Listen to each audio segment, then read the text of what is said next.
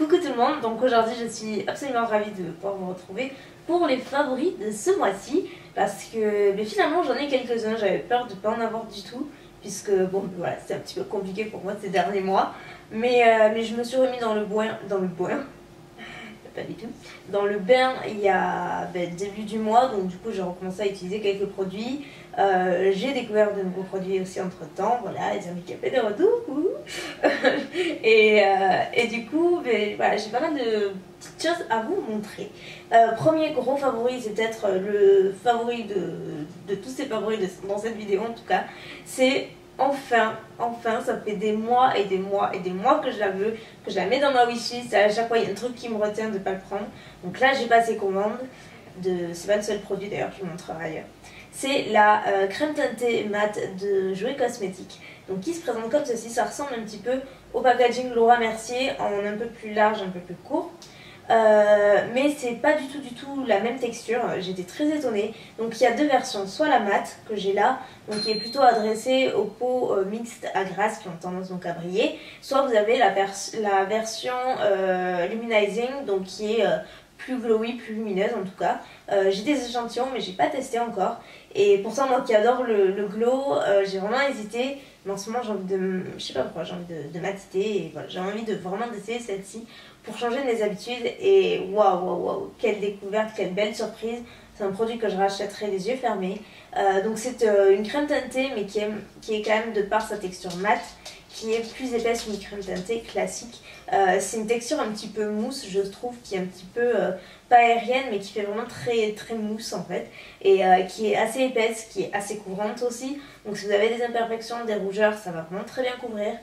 J'ai utilisé toutes les méthodes d'application pour voir laquelle était la meilleure. Je trouve que le Beauty Blender retient moins de matière d'application que les autres éponges, par exemple celle de chez Real Technique, celle de chez Kiko ou même les autres de chez eBay, j'en ai testé pas mal. Je trouve qu'elles retiennent vachement de matière du fond de teint utilisé ou de la crème teintée, et du coup on en perd et l'application est pas aussi homogène, je trouve, qu'avec le Beauty Blender.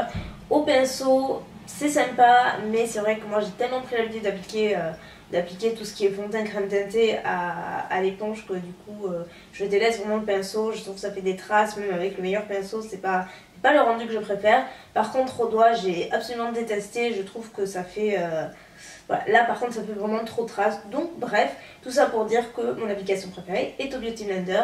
La tenue est vraiment très bien, ça couvre bien, c'est un rendu totalement mat et je ne brille pas de la journée avec ça, et ça c'est incroyable. C'est vraiment le premier produit avec qui ça me le fait. Je poudre juste avec la poudre libre Benefit Agent Zero Shine que je vous avais montré, et encore je poudre même pas tout le visage, je poudre juste la zone T et l'anti-cerne, et franchement je ne brille pas du tout de toute la journée. Donc voilà, c'est juste un super produit. Donc gros favori, et j'ai la teinte nude si par cas ça vous intéresse. Autre produit teint un petit peu dans la même gamme, je suis dans le mat, je sais pas pourquoi. J'avais pris lors de ma commande NYX et j'avais oublié de vous montrer dans ma vidéo haul le matte finish, donc le spray fixatif. Oui, spray fixatif au fini mat, c'est français-anglais donc je me mélange. Donc longue tenue, en fait c'est un spray que vous vaporisez avant l'application de votre fond de teint par exemple. Et en fait ça va déjà prolonger la tenue de votre fond de teint et assurer un fini mat en fait à votre fond de teint. Donc ça va pas le plaquer mat genre 0 glow, ça fait juste, je trouve que ça le prolonge assez bien et ça permet d'éviter de briller tout au long de la journée, et c'est un super produit. Moi c'est ce que j'utilise depuis que j'ai acheté, donc je le combine avec la crème teintée, et j'ai essayé avec et sans, donc franchement l'autre est aussi bien mat dans tous les sens, mais celui-ci j'aime beaucoup, je trouve qu'il prolonge assez bien la tenue, mais surtout ce que j'aime c'est que je brille beaucoup moins, voire pas du tout lorsque je l'applique. C'est l'anti-cerne Pro Longwear de chez MAC, ça fait une éternité pareil que j'entends parler, toutes les beauty gurus le recommandent, et c'est vrai que moi chez MAC en termes de teint j'achète vraiment très peu de produits, voire pas du tout, parce que les quelques que j'ai essayés j'avais été assez déçue, mais celui-ci est apparemment une valeur sûre, et effectivement je me suis fait mon avis, comme vous pouvez le voir il a bien descendu.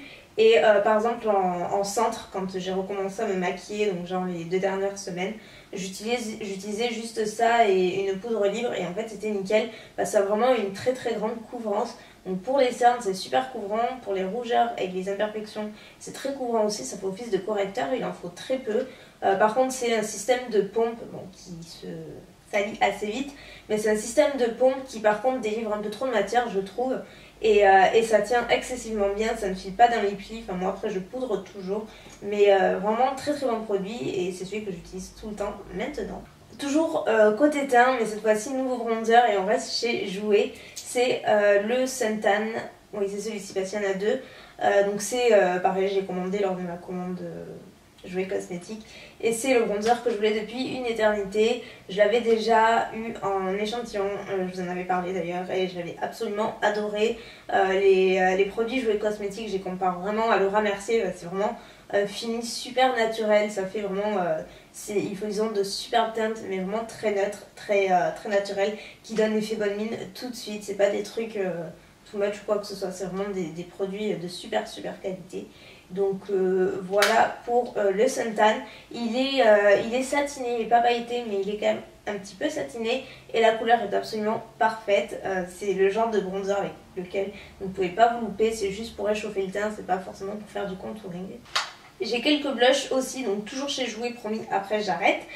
C'est la même commande, donc j'ai passé sur le site Jouer Cosmétique parce qu'il livre en France. Les frais de port sont un petit peu élevés par contre, mais enfin vous verrez si vous commandez. Mais il livre en France si ça vous intéresse. Et c'est le Peach Bouquet, donc c'est j'avais vu sur la chaîne de Amarix, qui est une youtubeuse américaine que j'adore. Elle l'utilise tout le temps et à chaque fois que je voulais il était pas disponible et là tout était dispo donc j'en ai profité. Et donc c'est un genre d'abricot pêche au sous-ton rosé qui est pareil, satiné, du plus bel effet. C'est un blush qui fait bonne mine tout de suite. Ensuite dans un autre genre on a le dernier blush Milani qui est le Delicioso Pink que je vous avais montré, donc c'est une des dernières teintes qui est vraiment un bubblegum, un rose bubblegum, juste du plus bel effet. Par contre c'est super pigmenté, mais je vous assure que cette teinte est magnifique, ça vous fait de suite un teint vraiment radieux. Et si vous voulez une alternative, je me suis rendu compte que j'en avais une que j'aime beaucoup, c'est chez ELF et c'est le Pink Passion. Et voilà, et vous voyez c'est plus ou moins la même teinte si je les mets côte à côte. Voilà, c'est un petit peu la même teinte. Le Milani est un peu plus satiné, celui-ci, le ELF est mat, il est un tout petit peu plus rosé, mais pas beaucoup plus. C'est plutôt dans le pot, je vous assure qu'à l'application, celui-ci est plus pigmenté que le ELF quand même. Mais c'est des teintes finalement que je trouve super sympa. Pour les lèvres, j'ai une combinaison que j'ai fait très souvent ce mois-ci. C'est le rouge à lèvres Meet de MAC associé au Color Burst de Revlon en teinte de mûr, qui est donc un crayon à lèvres mais que j'aime bien utiliser les deux ensemble en fait. Ça fait une couleur un petit peu rose passe-partout, un petit peu glossy mais plutôt nude, mais qui est quand même un petit peu coloré, super joli. Et autre favori, c'est le Butter Gloss NYX en teinte crème brûlée, qui est donc un neutre mais qui a des sous-tons un petit peu beige rosé, et du coup par dessus n'importe quel blush est super joli, et tout seul il est suffisamment pigmenté pour se porter également seul quoi. Donc voilà, en plus ils sentent le gâteau à la vanille, ces gloss là, donc voilà, je ne vais pas vous dire à quel point je les aime, vous le savez déjà. Côté vernis, j'en ai qu'un seul ce mois-ci, c'est le Romper Room de Essie. Je l'ai mis je ne sais pas combien de fois et je le remettrai après celui-ci parce que je l'adore. C'est un rose pâle mais trop beau, et il fait partie de la dernière collection ici et je trouve magnifique. C'est pour moi voilà, ce genre de couleur classique mais super féminine et qui fait classe toute. J'ai également mentionné un produit qui a sauvé mes cheveux, mais littéralement lorsque je suis rentrée à la maison, parce que c'est avant de rentrer à la maison, j'ai passé un mois et demi donc en dehors de la maison, entre l'hôpital et où j'ai usé de bétadine, donc ça c'est le genre de truc qui défonce les cheveux, ça les rend hyper secs, ils sont atroces après. On m'avait lavé les cheveux au gel douche là-bas, j'avais mentionné sur Facebook, enfin bref, c'est la petite anecdote, mais j'en étais malade parce que j'avais pas de shampoing, et l'infirmière, enfin l'aide-soignante m'avait dit mais c'est pas grave, le gel douche, de toute façon ça lave dans tous les cas. Et mon dieu, j'avais les cheveux dans un état, je vous raconte même pas. Entre tout ça, quand je suis rentrée à la maison, j'avais qu'une envie, c'était de me faire un bon masque réparateur, parce que j'avais les cheveux dans un état abominable, mais vraiment abominable. En plus je faisais que me les attacher là-bas, donc du coup ils étaient vraiment très abîmés. On me les avait coupés parce qu'ils étaient pris dans le pansement après l'opération, et du coup il a fallu les couper et tout, enfin, bref, je vous raconte pas ce qu'ils ont vécu. Et du coup j'avais commandé ça avant mon opération, c'est de l'huile de noix de coco bio que j'ai acheté sur iHerb. En fait c'est un pot voilà, qui paye pas de mine comme ça, et en fait c'est juste du miracle en pot tout simplement. Donc là ça va pas vous parler parce que c'est totalement solidifié. En fait vous en prenez, je crois que j'avais pris 3 cuillères à soupe environ dans un bol que j'avais fait réchauffer un petit peu de façon à ce que ça se liquéfie. J'avais rajouté un petit peu de miel également dedans parce que ça a des vertus hyper hydratantes et nourrissantes, et je vous assure que j'ai laissé poser ça allez, 1 heure, peut-être même 1 heure et demie, non 1 heure je crois, sur les cheveux, et franchement après j'avais des cheveux, on va dire, réponse. Non vraiment ils étaient super doux, totalement réparés, voilà, oubliez tout ce qu'ils avaient vécu ces derniers mois ou ces dernières semaines, et depuis mais franchement j'ai à peine besoin de faire un masque parce que l'effet dure vraiment. Je me suis dit ça va durer peut-être 2 jours, et pas du tout, ils sont restés d'une douceur et d'une brillance incroyable. Donc si vous voulez une vidéo où je l'utilise, n'hésitez pas à me le dire, ça peut être possible je pense, et je vous assure que c'est un produit qui est juste miraculeux. Ensuite, côté soins, j'ai découvert 2 produits que j'ai adorés. Tout d'abord, des espèces de petites lingettes, en fait qui sont incrustées de produits de la marque First Aid Beauty, et donc c'est les Facial Radiance Pad. Donc rondelle éclat du visage, exfolie, tonifie et illumine. Donc il y en a 28 à l'intérieur, c'est le plus petit format, sinon voilà, c'était pour tester parce que j'avais commandé sur Sephora US. Et en fait ce sont des petites lingettes, des petits cotons en fait imbibés tout fins que j'utilise après m'être nettoyé le visage à la place du tonique en fait. Et il y a un côté qui est exfoliant mais c'est très très doux. Donc vous exfoliez d'abord et après vous tournez de l'autre côté et c'est tout plat, tout doux. Et en fait ça vous fait vraiment une peau vraiment lumineuse, radieuse. Je n'ai eu aucun problème de peau depuis ce mois-ci. Mais je vous dis bien aucun bouton, même pendant la période du mois où tout le monde en a, je n'ai rien eu, enfin vraiment un truc de dingue. Et je pense que c'est aussi associé à ce produit que j'ai aussi acheté dans la même commande, que je l'ai testé depuis super longtemps. J'ai pris la miniature pour essayer, c'est la marque de Josie Maran, et en fait c'est l'huile d'argan, mais en version light, parce que voilà, c'est plus adressé aux peaux mixtes à grasse qui sont un peu plus généreuse en excès de sébum, etc. Et je l'ai bien utilisé, j'en suis qu'à la moitié, et en fait je l'utilise avant ma crème hydratante et après les petites lingettes. Donc j'en réchauffe sur la paume de ma main, je réchauffe bien comme ça et j'applique, et ça m'a fait un bien fou, ça me fait vraiment une très jolie peau. J'ai l'impression que c'est très efficace aussi sur les cicatrices et les marques d'acné. J'ai l'impression qu'elle commence un petit peu à disparaître, et je n'ai vraiment, encore une fois, aucun problème de peau ce mois-ci. Et je suis absolument persuadée que c'est dû à ce produit particulièrement. Ce produit a aidé, c'est certain. J'ai aussi le nettoyant de cette marque, mais franchement j'en suis pas forcément...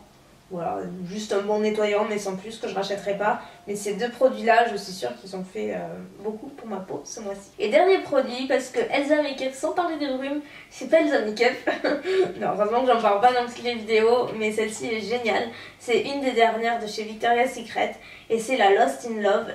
Et oh mon dieu, vraiment, quand on la vaporise, on n'a qu'une envie, c'est d'être en été. En gros, c'est eau de noix de coco et fleurs de tiare. Voilà, dois-je en dire plus? C'est juste super exotique, hyper doux, et c'est hyper estival. C'est voilà, de la chaleur en tube et ça sent super bon. Voilà, craqué pour Lost in Love, aux effluves d'eau de noix de coco et de fleurs de tiare, et ça sent super bon, et la bouteille est tout à fait magnifique.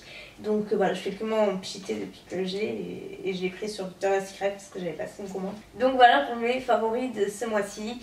J'espère qu'au niveau de l'objectif ça va mieux. Comme vous voyez, j'ai changé, je suis vraiment désolée pour les précédentes vidéos, j'étais pas au point, mais j'avais changé l'objectif, j'ai voulu tester un truc. Bon, mais ça n'a pas marché, mais au moins j'aurais essayé, c'est pas grave, là au moins ça ne devrait pas bouger. J'espère que ça vous aura plu, je vous fais des millions de bisous, merci pour tout, et à très bientôt, bye.